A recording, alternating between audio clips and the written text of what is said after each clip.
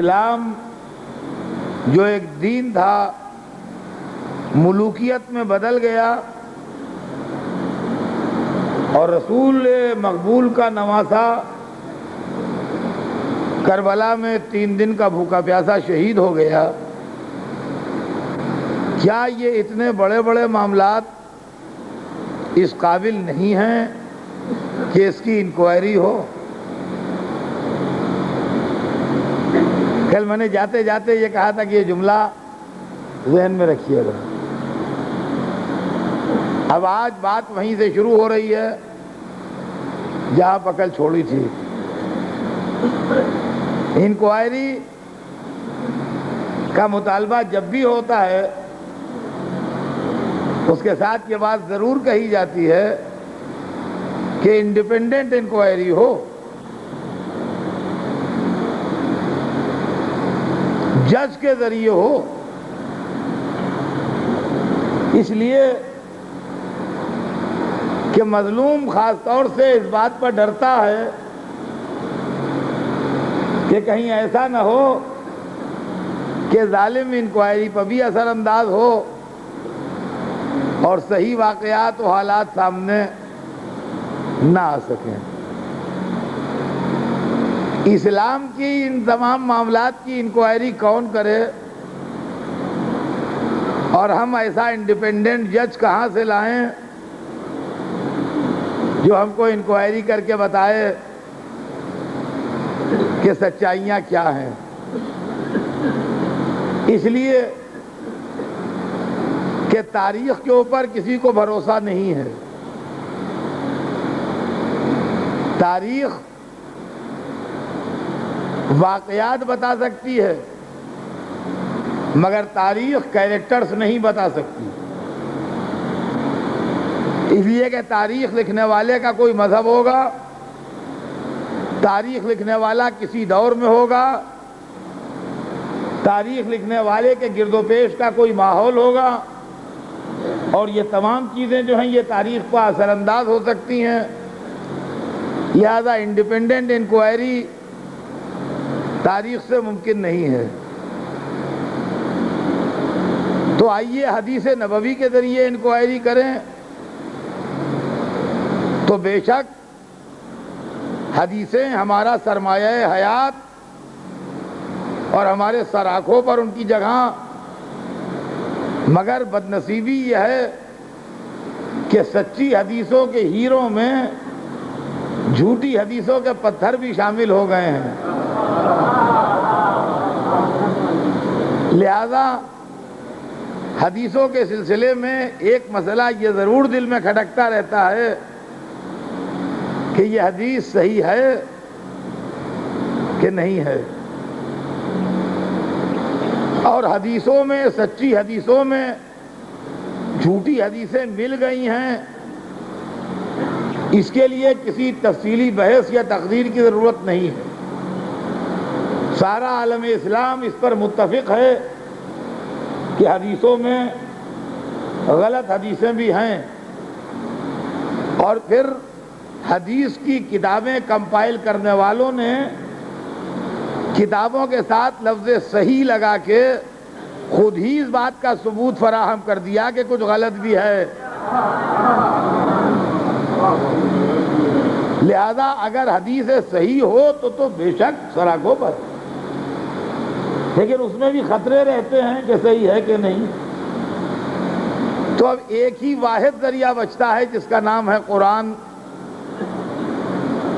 جس کے ہر ہر حرف پر، ہر ہر لفظ پر، ہر ہر نقطے پر، ہر ہر زیر زبر پر سب کا ایمان ہے، اور الحمدللہ اس میں تیرا میرا بھی نہیں ہے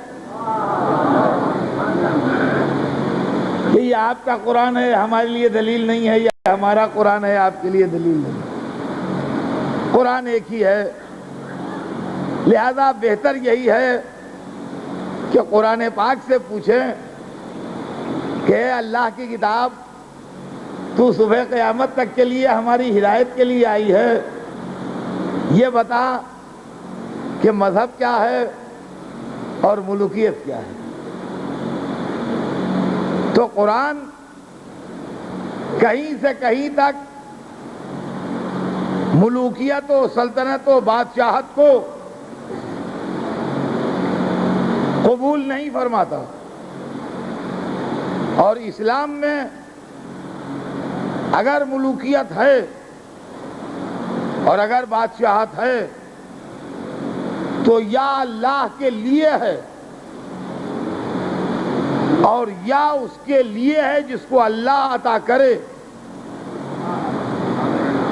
جیسے جناب طالوت، جیسے جناب داؤد، جیسے جناب سلیمان، جیسے جناب یوسف، اس کی مثالیں قرآن پاک کے اندر موجود ہیں۔ لیکن وہ ملوکیت و سلطنت کا سلسلہ جو خلافت راشدہ کے بعد شروع ہوتا ہے، اس کی کہیں سے کہیں تک گنجائش اسلام میں نہیں ہے۔ اب یہ ملوکیت و سلطنت جو ہے، اس کے اوپر چارج لگے ہیں۔ ایک تو اسلام جو دین خدا تھا اس کو ملوکیت میں تبدیل کرنے کا چارج ہے، دوسرے امام حسن اور امام حسین جو نواسۂ رسول تھے ان کو شہید کرنے کا چارج ہے، تیسرے مدینہ نبی جیسے مقدس شہر کی بے حرمتی کا چارج ہے، تیسرے خانہ کعبہ پر آگ برسانے اور خانہ کعبہ کی بے حرمتی کرنے کا چارج ہے، اور اس کے بعد جو سلسلہ ملوکیت شروع ہوتا ہے تو پھر چارج شیٹ اتنی ہے کہ میری زندگی گزر جائے اور چارج شیٹ تمام نہ ہو۔ اب ایسے عالم میں کیسے یہ کام بنے کہ شہادت حسین کی انکوائری صحیح طریقے سے ہو؟ معاف کیجیے گا عزیزان گرامی، حسین کی شہادت کا واقعہ اور کربلا کا عظیم سانحہ، انکوائری کا مطالبہ تو ہے، مگر اس کو لکھ رکھیے آپ کہ دنیا کبھی اسے منظور کرنے والی نہیں ہے۔ توجہ چاہتا ہوں جہاں جہاں میری آواز جا رہی ہے۔ سب سے پہلا مسئلہ تو یہ ہے کہ کربلا میں جو ہوا یہ حادثہ تھا کہ سازش، ایکسیڈنٹ تھا کہ کانسپریسی؟ آپ کہیں گے ایکسیڈنٹ اور کانسپریسی میں فرق کیا ہے؟ حادثہ وقتی جذبات کے نتیجے میں بھی ہو جاتا ہے، جس کا ادھر ادھر سے کوئی تعلق نہیں ہوتا،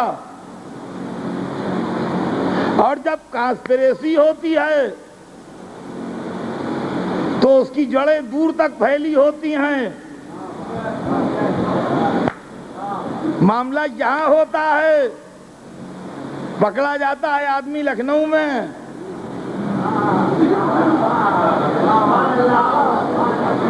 اور فرمایا ہم نے کانسپریسی اور سازش کا کیس جب چلتا ہے تو دور تک اس کا پھیلاؤ جاتا ہے، حادثے کا کیس جب چلتا ہے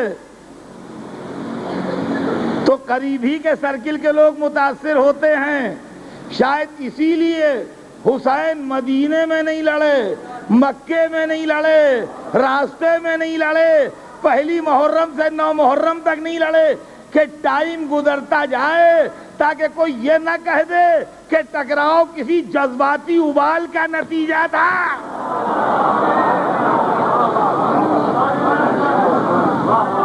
اور ہمارا ہم نے،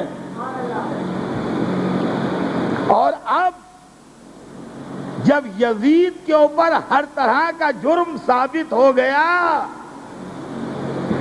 تو اب ہوشیار وکیل کبھی کبھی یہ بھی کرتے ہیں کہ ایک سے اقبال جرم کرا دو تاکہ بقیہ بری ہو جائیں۔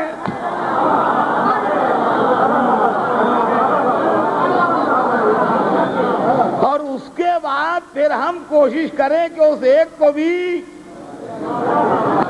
چھڑوا لیں۔ عزیزان گرامی، اس 1400 برس کے طول تاریخ میں ہم نے کتاب میں بڑے بڑے منظر دیکھے ہیں۔ مسلم علماء بجائے اس کے کہ حسین کی شہادت پر اپنے غم کا اظہار کریں، وہ ہم سے پوچھتے ہیں کہ اگر خدا یزید کو بخش دے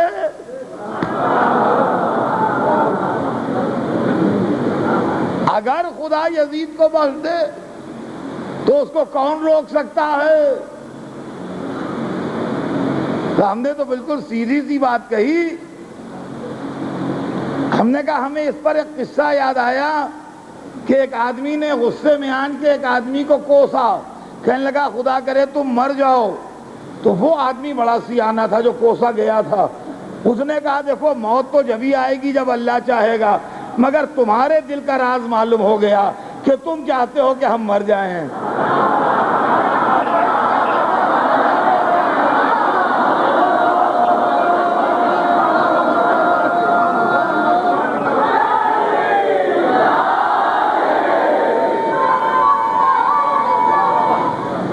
کہا اگر اللہ بخش دے،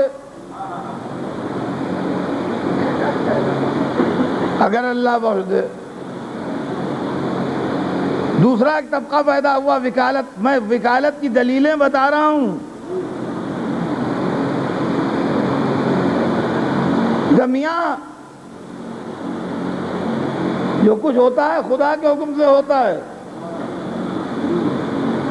ظاہر ہے کون کہے گا کہ ہمارے حکم سے ہوتا ہے؟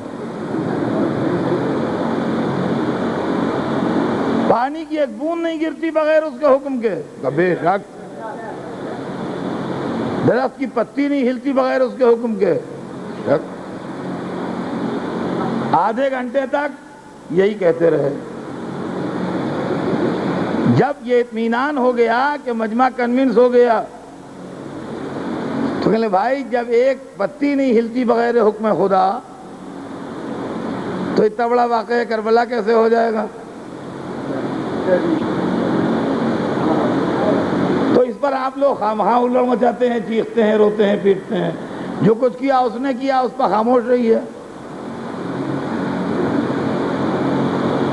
تو ہم نے کہا ایک شرط ہے، دلیل معقول ہے، مگر ہماری بھی ایک شرط ہے، اور وہ یہ ہے کہ جب پتی نہیں ہلتی بغیر حکم خدا اور پانی کی ایک بوند نہیں گرتی بغیر حکم خدا اور یزید نے حسین کو قتل نہیں کیا بغیر حکم خدا، تو یہ ماتم مجلس عزاداری بھی بغیر حکم خدا کے تھوڑی ہو رہا ہے۔